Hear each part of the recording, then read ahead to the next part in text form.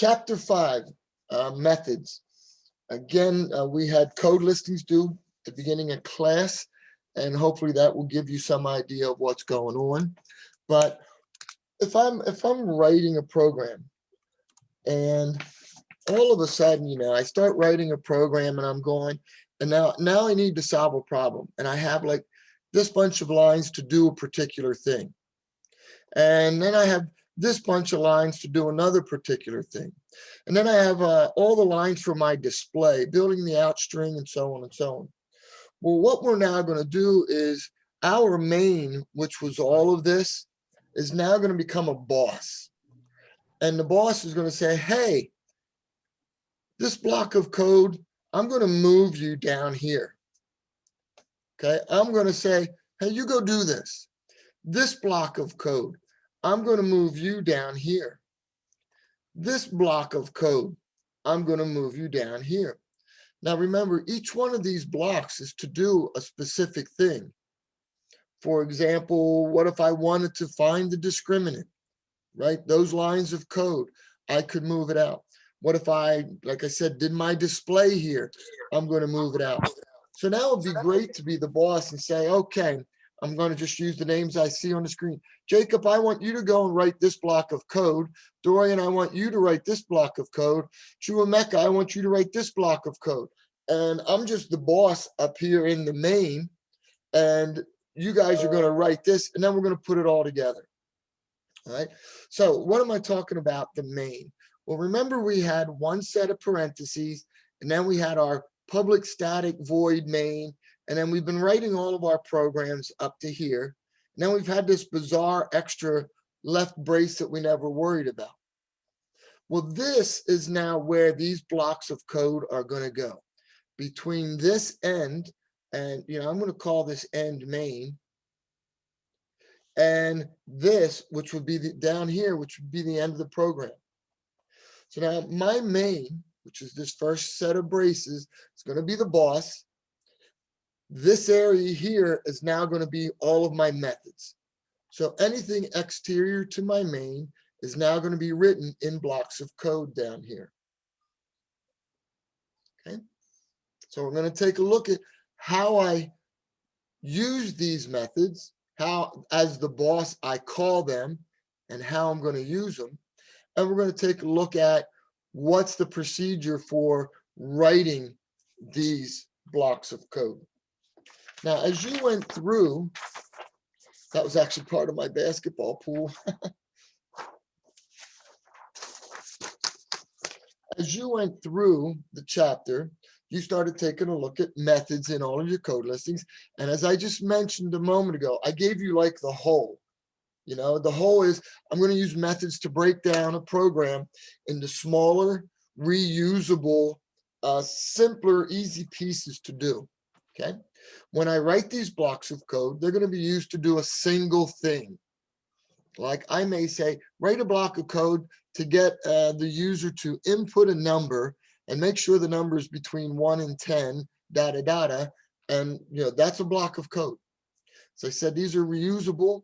And this follows something called a hierarchy chart, which we didn't look at, but a hierarchy chart is another way of doing pseudocode. And again, we don't do a lot of pseudocode. We'll start doing more, but it's a type of pseudocode writing. Okay, now we have two types of methods. Two types of these blocks of code that we're going to write. First one is called a void method. That's where I say, for example, hey, Jacob, go write this block of code. When you're done, you're done. The other one is a value returning method. I could say, hey, Dorian, go write this block of code and send back a number, return a value. And then some of you might, well, what if I want to return more than one value?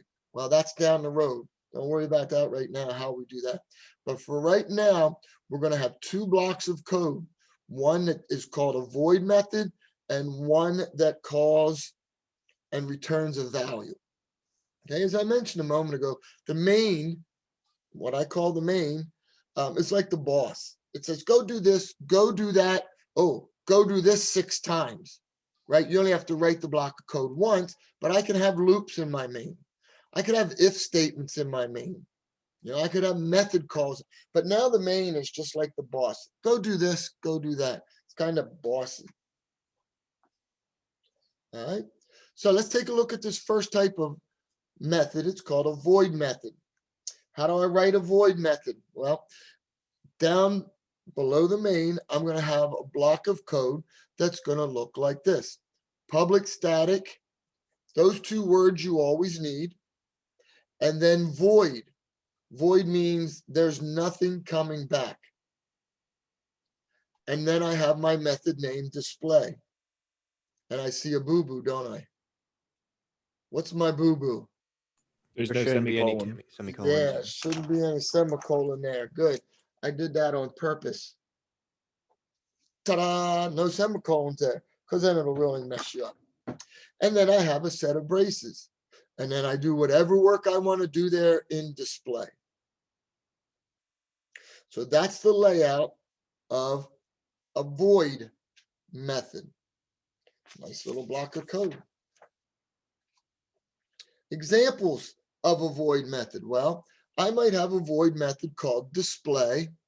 And one of the things I have that have always been kind of empty and weird and not is the parentheses. But every method is written with parentheses. For example, .pal. Remember math.pal? Pal is a block of code written somewhere. I don't know what it does, but I have to end in two what we call arguments. Okay, here I'm passing in one argument to display. I'm sending over 5. If you remember math.pal, pal is the method that actually returns a value. So I had to do something with it. These are void methods, so they just sit here on a line all by themselves. Now, when I call display and I have this argument 5, it's called passing by value because the 5 flies through the air and lands down here in the block of code. So it's just the value. So when I say up in the main, hey, display 5, it's going to fly down to the bottom. It's going to say public static. Oh, there's a void display. Now this guy inside the parentheses is called a parameter.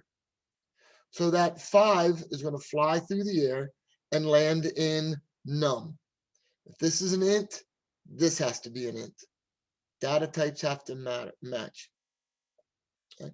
So this int num is now a new variable that I'm declaring. It's called a local variable. Its scope is only this method. When this method is done doing its thing, then it's done. Okay. I could have lines of code in here. I don't know what they are right now. Blah, blah, blah, blah, blah, blah, blah, blah. And then when I hit this brace, I'm done. And it goes back up to the main. As far as arguments, I could have X be an argument, whatever the current value of X is. Could be 7. 7 would fly through the air. I could have an expression here. If X is 7, 7 plus 5 is 12. 12 would fly through the air and land down here in num. Can I ask a question? Yep. So if like above the display, like if you declared X as like a double, then you would have an error, right? Yeah. Because you can't store double in an int. Okay. It would crash, right. Now, what if this was 5 and I made this a double? Would it work?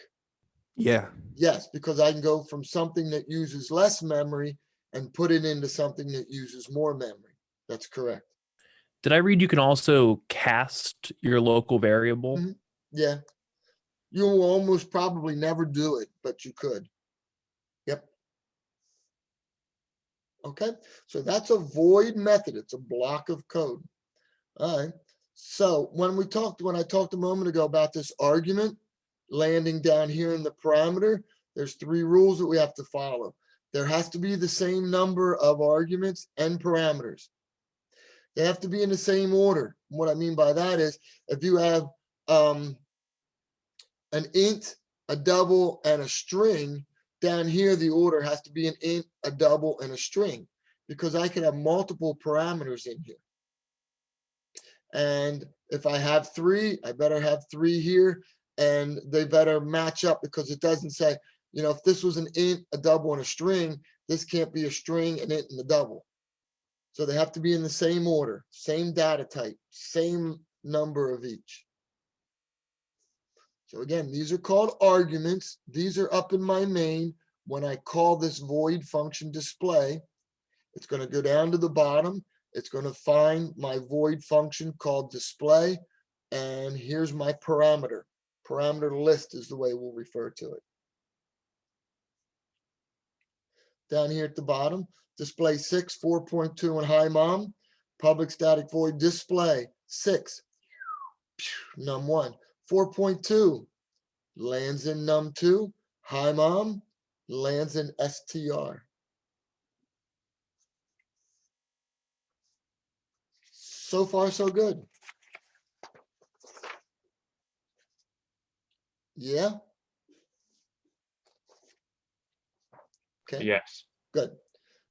Values of arguments don't change. And as you remember, I said a moment ago, if I did display X, and down here inside of, so X goes and lands in num, right now it's 5 from the first one. And I said, ooh, I want to add 1 to that. When I go back, for example, in this one, it's still going to have its original value. This is passed by value. The value flies, nothing goes back. So if I change things down here, it's not going to stick. Okay, these are passed by value. So when I take a look at this note, values of arguments won't change. Local variables. That was the one that we declared. Oh, let's see, where did we declare local variable? We had one, sorry about that, right here, int num. It's called a local variable. Int y is called a local variable. It's only used in this scope. It's only used in this block of code. They're declared in a method. The scope is only in the method. They're gone when you leave the method. They can have the same name as a variable in the main, but it won't affect the variable in the main. Okay, so before we move on, let's take a look at a couple of these code listings and point out some of the things we've just been talking about. Here's a void method, line 10. It's on a line by itself. Here's the main. There's the main. So it says, hello from the main, display message. So now it jumps down, public static void display method, and it displays that method. When it's done, it goes back up and prints out back in the main method. And hopefully a lot of you picked that up. 5.2. What if I want to call a method a whole bunch of times, like maybe 5 times? I can put it in a loop. So it'll jump out and come back, jump out and come back. And we'll do that 5 times. I would just keep displaying the same message. Now, some of you might even be to the point now, well, why not just have the system.out.println? We don't need all that. Well, this is the baby steps part of learning how to use methods. We're doing simple stuff right now. And it hopefully will get more complicated. Let's see, I think 5.4 was the next one that you had typed in. Deep and deeper. In this code listing, I call the method deep. It jumps down here, and oh, pow, I can call a method from a method. So when I get here, it jumps down to this method, does this, comes back up to here, does this, then goes back up to my main. So I'm going to see I'm starting the main. I jump down. I am now in deep. I jump down. I am now in deeper. I go back up. Now I'm back in deep. Then it takes me back up. Now I'm back in the main. So after a method is executed, does it go back to the place it was called, or and Yes. if there's no place, it goes back to the main, right? Yeah. So after I execute line 23, I'm done, and it's going to go back to where deep was called and then do line 11. So yeah, if I said line numbers, I would go line 9, I would hit 10, what will my next line number be? 21. 21. 21 then would take me to 22, which takes me to 32. 32. 32, good, which then takes me to 23. good. And after 23, I go back to 11. 11. Good. Yeah, you got it. Good. I've got a bit of a bigger question that we might cover later. You might be able to answer it now. Okay. So how does the JVM, so because we're looking at programs top to bottom, right? Everything we've done so far has been start at the top, work to the bottom, Right. then we got to loops where it loops back and forth. Right. Does it look at each method? Does it compile the methods and then run what's happening in the methods after that? So when it compiles, it compiles just like it normally would. And so the compiler is going to come down through, and when it sees, so some languages, you actually have to put Go the, to line so and so. well, no, you actually put the methods first. So it Mhm. compiles and knows they exist when it gets to the main and says, oh, display value, what's that mean? Oh yeah, well, I already know because it was compiled. Java is set up to put them afterwards. So it'll look at the whole thing and compile the whole thing somehow and then go back and say, display value, yes, we're familiar with what that is. Okay. That's not a clean explanation, but we got So something. I guess it's easier to read to kind of get the top-down view of what's happening in the main method, Right, like from a programming perspective, instead of looking at all the little bits first. correct. And when you call a method, you don't put the data type like within the parentheses, right? Like you never put int or Correct, double or anything, right? Okay. correct. C++, you're going to see something a little different. I don't know if you know C language at all, C++. But that'll be a little bit different because we're going to create something called prototypes. So that's a whole nother semester. All right, here's what I was talking about a little while ago.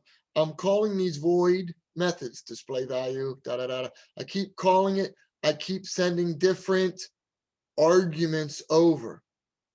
Okay, I passed the argument 5, x, da da da. Here's one that is actually cast before it's sent over. Like I said, you probably won't do anything like that, but that's passing arguments. And then down here is our parameter. We only have one, but that's where the arguments go, and they go by value. We talked about multiple. We said we pass by value. Shaka Khan, Shaka Khan. We talked a little bit about local variables, right? And this was in the code listing. I call Texas. No, I call Texas. It comes down here and it has a variable birds. Blah, blah, blah, blah, blah. It's gone. I call California. It comes down here. It has a variable birds. Totally different than this one. Different memory locations. This is unique. This is unique. Do you know how to catch a unique bird?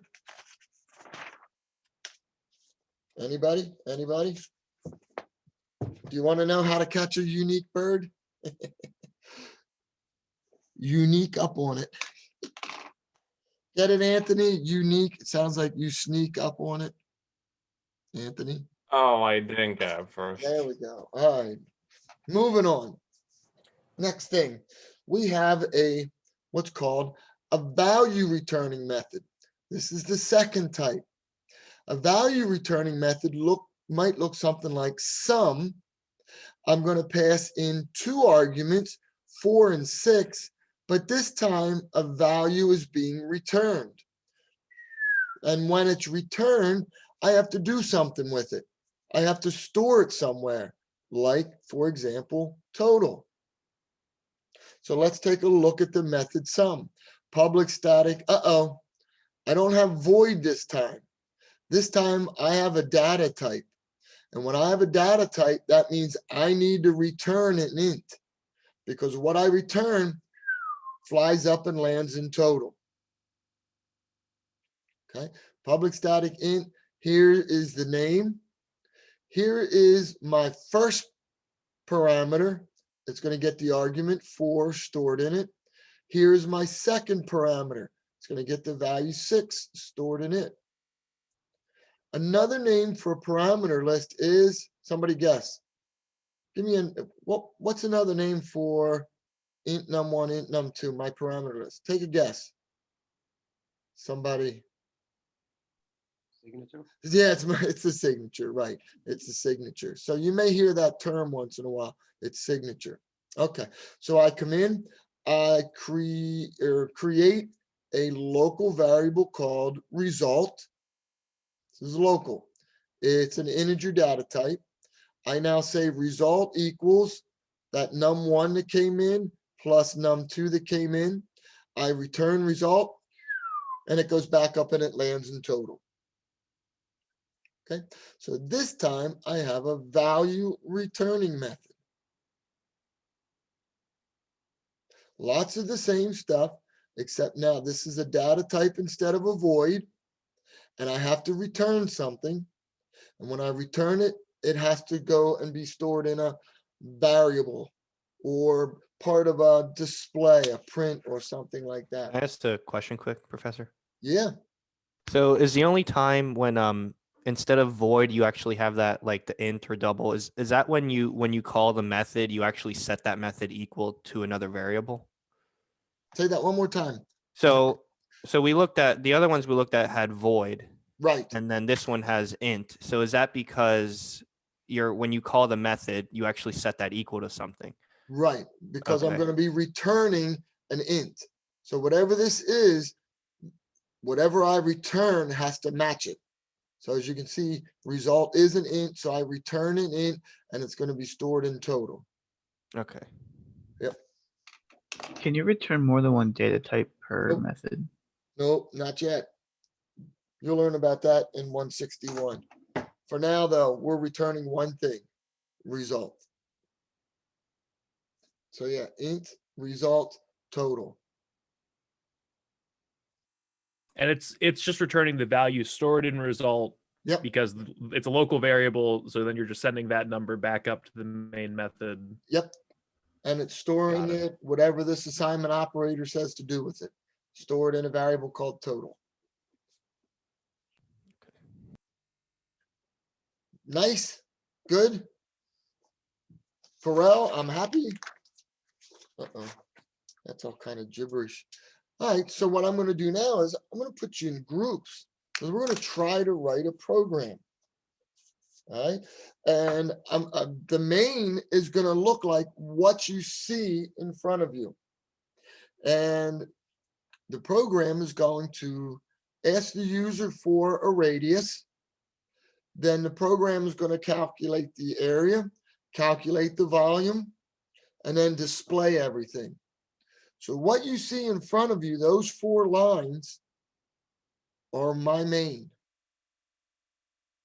Rad, area, and volume. They are all my main. And display, excuse me. I have 3 methods that are returning values. Get radius, going to return, and I want to store it in rad. Calc area is going to return a value. I want to store it in area. Calc volume is going to return a value, and I'm going to store it in vol. Display is a void method. Nothing's coming back, so I don't have any equals or anything, but I'm going to pass in the radius, the area, and the volume so I can display them. Capiche?